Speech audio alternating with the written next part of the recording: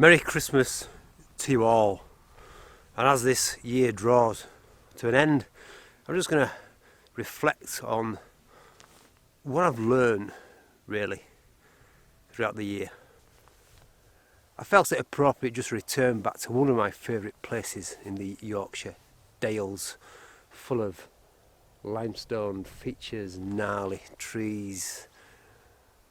The thing about this place, and it's one thing that I will take away this year, is you have to take your time to fine tune the composition, and that's what has become more important for me. I'd rather come away with at least one decent image, which I know I've taken my time, I've put a lot of thought into it, I've decided what to include in the frame as well as decided what to exclude in the frame. Just work around the foreground, get the right shapes which is fitting to the overall look really. So what I have improved, I believe, if I look through my catalogue for this year, is the fact that I've taken my time, fine-tuned the composition and come away with some decent images. I remember when I first started landscape photography over 12 years ago, where I used to come away with a vast number of shots, then load them back on the computer and find that I might like one or two, and I'm sure you've been there as well. But as years has progressed, I've definitely been more disciplined in a way. I've also taken on board critique. I've thrown myself in there. I've got some good comments and some good feedback. I started a Twitter hashtag which is called Frazzle Me Friday. I've done it for quite a few weeks now actually, but basically what I do is post an image and invite you all to pass comments, what I can improve if you like it, what I can do better. And what I do with that information, I decide on myself, because at the end of the day it is my image, what I take forward onto the next session. Now I did mention I'm at one of my favourite locations in the Yorkshire Dales, which is near Ribblehead and sits just below Ingleborough, which is one of the Yorkshire Dales 3 peaks, and it's just absolute wonderful for limestone features. Lots of gnarly trees, lone trees if you can get to isolate them, and in the right conditions, yeah, very good indeed. And it's a location which both myself and my good friend and fellow YouTuber Chris Sale are hosting a workshop. Basically, we've got quite a few in line for 2020, and we are here in March. So if you are interested, go to Chris Sale's website and book yourself in there. I'll send you a link, or put a link at the end of the description. So back to today, I have managed to find one composition, including a lone tree. Very frustrating is this place as well, because I am so finicky now with my choice of foreground. I did take my time, but I managed to get something portrait orientation. The reason being is I just felt how the foreground led up to the lone tree, that was the right orientation.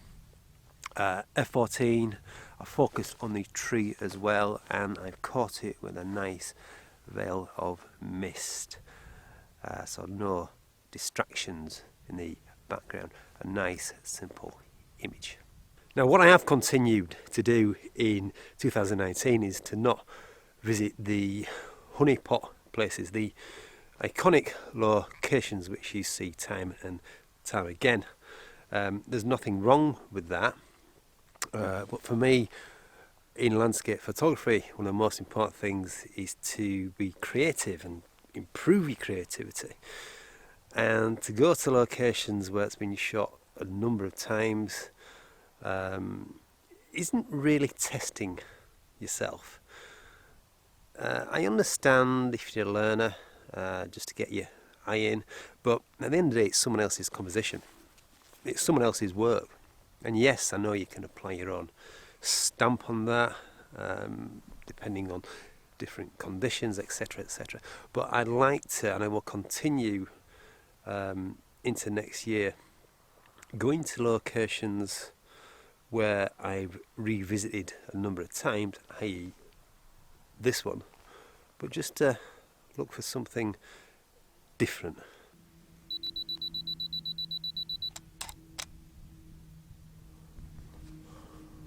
I've also learnt to walk away from a composition. If it's not working, move on, because my time is pretty limited. I get out about once every 1 or 2 weeks, and I know in the past I spent too much time. I know there's something there, but just too much time. So it's really important to just move on, accept defeat, and that I feel I've improved definitely this year. If I see something, then there's a reason why I'm attracted to the scene in the first place. There must be something there, but it is really important to be disciplined, and I've improved that throughout 2019, and again I'll take it forward into 2020. This composition here, for instance, I know there's something here. I know there was something here. It was the lawn tree which attracted me, a very wonderful lawn tree actually. It's got a bit of a character leaning to the left hand side, and I wanted to get the right foreground interest, obviously, and I've opted for a landscape orientation. The reason for that is because I want the limestone fixtures to sweep in from the left hand side. I think it nicely balances the overall image. But yeah, important to move on.